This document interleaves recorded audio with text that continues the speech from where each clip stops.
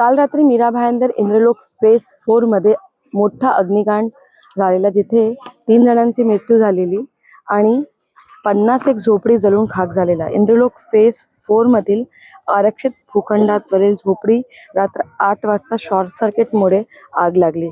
या आग किती भीषण होती ते आपण दृश्य पाहू शकतो.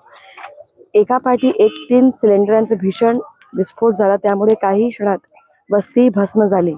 या आगीत उत्तर प्रदेशचे गुड्डूराम आणि पश्चिम बंगालचे सूरज लियाकत अली मंडल 14 वर्षाचे आणि रोहित रहमत अली मंडल 15 वर्ष या दोन्ही अल्पवयीन मुलांची मृत्यू झाली आहे.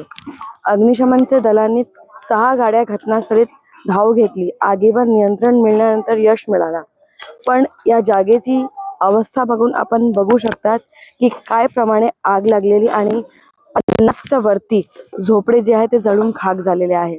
बेकायदेशीर बांधलेले ह्या झोपड्यांचं आरक्षण महानगरपालिकेचा होता, पण इथे जे नुकसान झालं आहे, लोकांचा संसार उद्ध्वस्त झालाय आणि लोक आता इकडे तिकडे फिरत आहे. या अग्निकांडाची चौकशी शासन आणि प्रशासन दोनांच्या कांद्यावर आली आहे आणि आता याचा परिणाम काय होणार आणि कोणावर मामला दाखल होणार हे आपल्याला पाहायला लागेल. मीरा भायंदरतून दीपाली मिश्रा, न्यूज 18 मराठी.